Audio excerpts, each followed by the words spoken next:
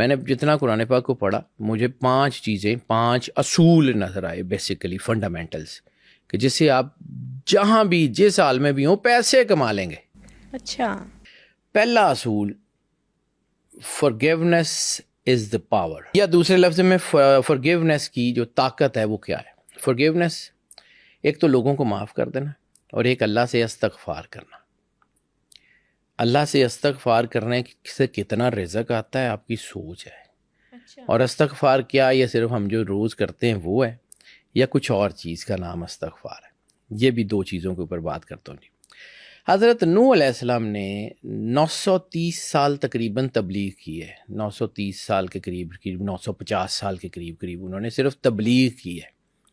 یعنی ان کی ظاہری زندگی اس سے زیادہ تھی، انہوں نے لوگوں میں زندگی گزاری سارا کچھ، پھر نبوت کا اعلان کیا. تو ان کی نبوت کا ٹائم 930 سے 960 سال کے درمیان ہے تقریباً.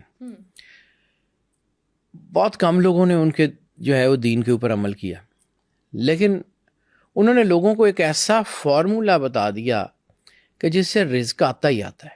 سورہ نوح کی آیت نمبر، میں چونکہ آیتیں لکھی ہوئی ہیں تو اس لیے میں وہاں سے پڑھنے کی کوشش کروں گا. آیت نمبر 10، 11 اور 12. اور ہم نے کہا اے لوگو اپنے رب سے استغفار کیا کرو، بے شک وہ بڑا معاف کرنے والا ہے.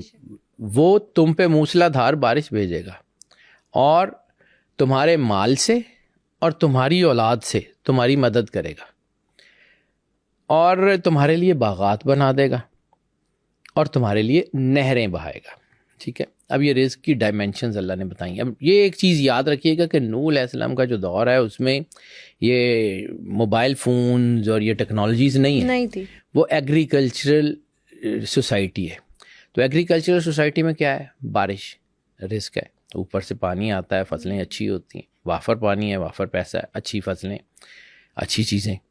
پھر اس کے بعد تمہارے لیے باغات بنا دے گا، یہ پھل فروٹ محنت زمین کے اندر. پھر اس کے بعد تمہارے مال سے یعنی تمہارے پیسوں سے، اور تمہاری اولاد سے تمہارے بیٹوں سے تمہاری مدد کرے گا. یعنی اچھی اولاد جو ہے اس کی تربیت یہ بھی رزق کے ذمے میں ہے. مطلب ایک باپ ہے، اس کے بچے جوان ہو گئے ہیں تو وہ بچے اس کے ہیلپنگ ہینڈ ہے نا، اس کے ساتھ کر رہے ہیں. اب سورس آف انکم بڑھ گیا نا. یعنی اللہ کیا کہہ رہا ہے؟ میں تمہاری مدد کروں گا، تمہیں خوشحالی دوں گا. خوشحالی کیا دوں گا؟ ایگریکلچر کے ذریعے. اور کس وجہ سے دوں گا؟ تمہارے باغ بناؤں گا، تمہیں یہ کہوں گا. وجہ کیا ہے ان سارے انعامات کو دینے کی؟ استغفار. اب استغفار صرف یہ ہے استغفر اللہ ربی من کل ذنب واتوب الیہ، زبان سے کہنا. استغفار کی تسبیح وہ تسبیح ہے جو جو ہے وہ دانوں پہ منکوں پہ پڑی جاتی ہے، نہ ہاتھوں پہ پڑی جاتی ہے. استغفار کی تسبیح دل سے ندامت کیجیے. استغفار کی تسبیح آنسوؤں پہ پڑی جاتی ہے. استغفار کی تسبیح مالک کے سامنے پڑی جاتی ہے. قرآن پاک میں اللہ نے استغفار کا ایک طریقہ بتایا ہوا ہے، اس کو سمجھ لیں، رزق بھی آ جائے گا، زندگی بھی آسان ہو جائے گی، اور آخرت بھی اچھی ہو جائے گی.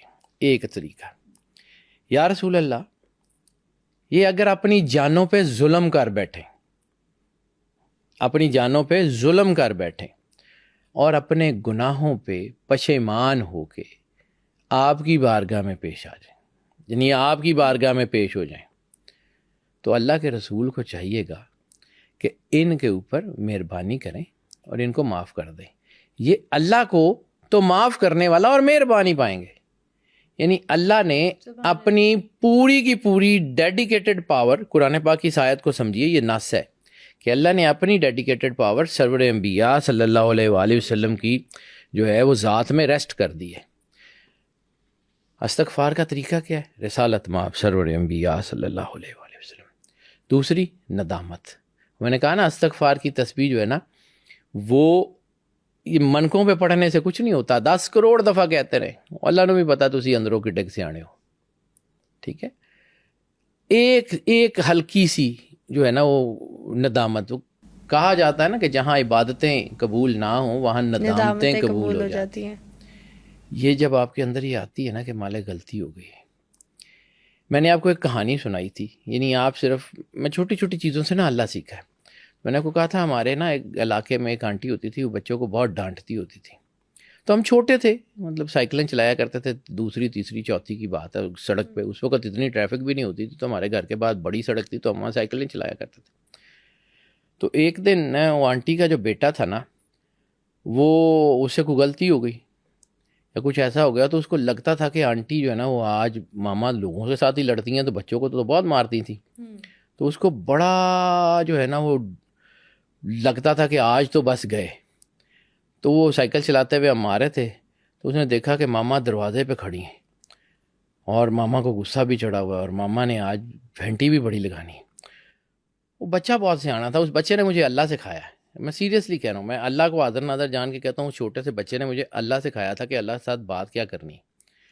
اس نے نا اپنی سائیکل چھوڑی اور دوڑتا ہوا جا کے, اس سے پہلے کہ ماما کو بولیں یا کوئی باتیں کریں, اس نے جا کے ماما کو گلے لگا لیا. اچھا ماما سوری نا, غلطی ہو گئی نا. تو ماما کو غصہ بھول گیا, ماما کو بھول گیا اس نے کیا کرنا تھا, اس نے اس کو گلے لگایا, ہائے میرا پتر تینوں سٹ تو نہیں لگی. تو اس دن مجھے سمجھ آیا کہ اگر آپ نے اللہ سے بات کرنی ہے, اللہ 70 ماؤں سے زیادہ پیار کرتا ہے, تو اس کے پاس جا کے اتنا ہی کہنا ہے نا کہ یا اللہ سوری نا, غلطی ہو گئی نا, تو چل. تو وہ ایک دم سے وہ آپ کو کور اپ کر لے گا. تو جب اللہ کور اپ کر لے گا تو مسئلے حل ہو ہی جائیں گے. بالکل, اللہ تو مہربان ہے. یہ اس استغفار کی پاور کو سمجھیے, یہ قرآن پاک میں اتنا بڑا نسخہ ہے. ہم لوگ استغفار پڑھتے ہیں, ہوتا کچھ نہیں. وہی لا آف ریورس اٹریکشن جس کا میں نے پہلے ذکر کیا تھا. ہم سوچتے یہ ہیں کہ ہم جو ہیں وہ گناہوں سے معافی مانگ رہے ہوتے ہیں, اور ہم اندر گناہوں سے بھرے ہوتے ہیں. ایسے ہی ہے. ٹھیک ہے, ہم اندر سے اس کے بارے میں سوچ رہے ہوتے ہیں, اندر نیگیٹو انرجی اٹریکٹ ہو رہی ہوتی ہے. ہم اللہ کے اوپر جو ہے نا وہ بھروسہ کرتے ہیں, لیکن اندر سے ہم ڈر رہے ہوتے ہیں. یہ ساری چیزیں ایسی ہیں. یہ آپ اس لا آف یہ بھی دل میں اٹریکشن خیال ہوتا ہے پتہ نہیں معافی ہوگی بھی کہ نہیں ہوگی. یقین کے ساتھ ہوگی. اس یقین کے ساتھ جائیں نا اللہ کے ساتھ,